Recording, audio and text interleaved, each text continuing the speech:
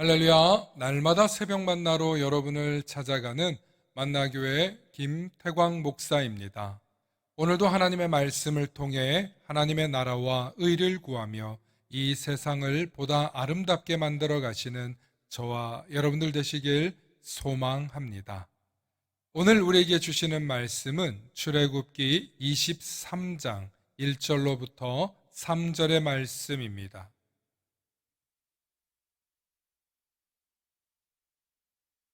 너는 거짓된 풍설을 퍼뜨리지 말며 악인과 연합하여 위증하는 증인이 되지 말며 다수를 따라 악을 행하지 말며 송사의 다수를 따라 부당한 증언을 하지 말며 가난한 자의 송사라고 해서 편벽이 되어 두둔하지 말지니라.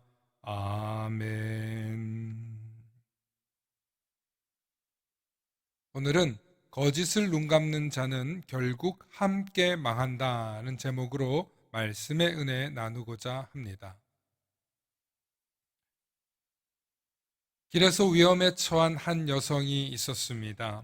여성은 어떤 남자에게 심한 욕설을 들으며 구타를 당하고 있었습니다. 아무도 도와주지 않고 나중에 경찰이 이곳에 왔을 때 사람들은 오히려 피해자를 비난했습니다. 남자의 말을 들어보니 여자가 잘못한 것 같아요. 또 어떤 사람은 이 시간에 여자가 나오면 위험할 게 뻔한데 길거리로 나온 여자의 잘못이에요 등 여자가 맞는 모습을 보고 그냥 구경만 하고 있던 사람들이었지만 그들은 오히려 남자의 편을 들고 있었습니다. 사실 그들은 단순한 방관자가 아니라 오히려 그 욕설과 폭력을 동조하는 자들이다라고 이 글을 쓴 사람은 기록했습니다. 실제로 우리 주변에서 많이 일어날 법한 이 일인데 이 이야기는 18세기 초 목사이자 작가인 올리버 골드스미스가 자신의 소설에 쓴 이야기입니다. 그는 방관하는 자들은 선량한 시민이 아니라 동조하는 시민이라고 비판했습니다. 그리고 그는 침묵은 동의를 뜻한다는 말을 했는데 이후 훗날 골드스미스의 법칙으로 불리며 많은 사례에 인용되었습니다. 흑인 인권 운동에 헌신했던 마틴 루터 킹도 이런 말을 했습니다. 악에 대하여 항의를 하지 않고 받아들이는 사람들은 실제로 악에 협조하고 있는 것이다 라고 말입니다. 우리 사회의 부조리함과 잘못된 사항들을 대해서 우리들은 당당한 목소리를 내야 합니다. 비록 그것이 나와 관련된 일이 아니라고 누군가는 대신해 주겠지, 누군가 대신하면 되지 않아 라며 작은 부조리는 눈 감아 주게 된다면 그것은 결국 엄청난 부패로 변하게 됩니다. 작은 귤 하나가 귤 상자 속에 모든 귤을 썩히듯이 사회의 부조리를 눈 감고 침묵하는 순간 더욱더 큰 악이 자라게 되는 것입니다. 무엇보다 거짓말은 우리 사회를 엄청난 혼동으로 빠뜨릴 수 있는 악행입니다. 동시에 수많은 사람들을 고통으로 몰아갈 수 있습니다. 몇 해 전 강남의 한 교회의 집사가 많은 사람들에게 큰 수익을 내주겠다며 개인 펀딩을 시작으로 회사까지 차렸습니다. 처음에는 높은 이자율에 사람들이 흥분을 감추지 못했습니다. 예를 들어 10억을 넣으면 매달 이자로 200만 원 가까이 월 이자를 주었습니다. 이 소식을 듣게 된 사람들은 시중에 어떤 은행이나 기관에서도 이렇게 이자를 줄 수 없다는 것을 잘 알기에 소문이 꼬리에 꼬리를 물고 결국 서로 투자하겠다고 나선 사람들이 현금 부자들이 몰리기 시작했습니다. 처음에는 그 교회 교인들로부터 시작해서 나중에는 주변 지인들까지 연결된 것입니다. 결국 몇 달 만에 400억 이상의 돈이 몰렸다고 합니다. 결국 돌려막기식으로 이자를 남발하여 투자자를 끌어들인 후 큰 돈이 모인 뒤에는 미국으로 잠적했습니다. 투자했던 사람들은 그제서야 사기라는 사실을 깨달았지만 대부분의 사람들은 제대로 된 자신들의 돈의 출처를 말할 수 없기 때문에 받았던 이자 때문에 고발당할까봐 오히려 고발조차 하지 못하는 안타까운 상황이 벌어졌습니다. 거짓으로 사람들에게 사기를 치는 사람들은 언제나 처음에는 선량한 얼굴로 도와줄 것처럼 큰 이익을 줄 것처럼 찾아옵니다. 하지만 알고 보면 거짓말로 사람들을 속인 것입니다.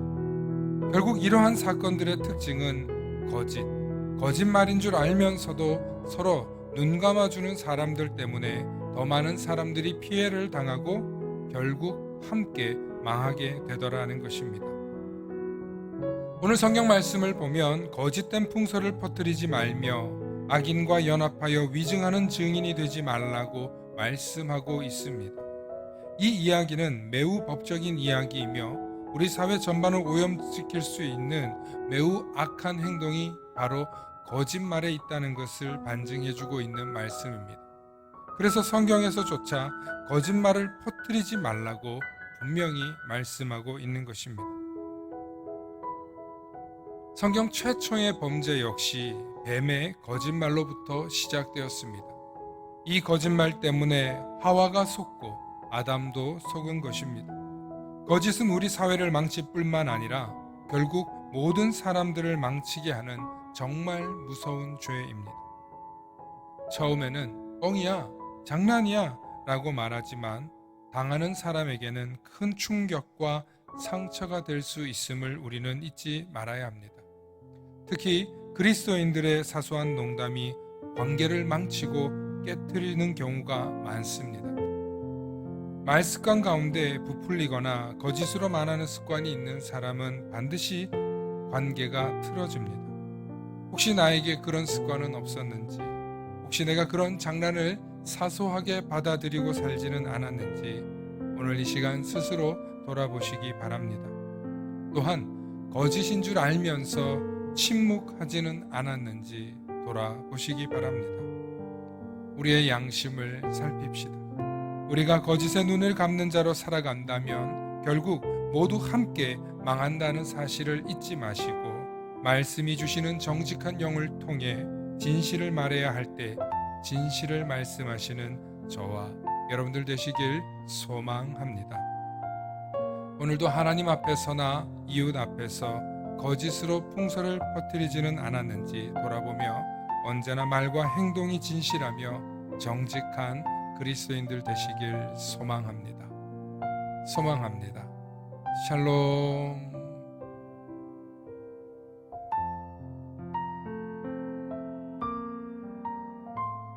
다 함께 기도하시겠습니다. 사랑과 은혜가 충만하신 아버지 하나님, 오늘도 말씀을 통하여서 우리의 삶을 돌아봅니다. 하나님, 우리의 입술에 거짓은 없었는지요? 우리의 말끝마다 거짓말로 살고 있지는 않은지요?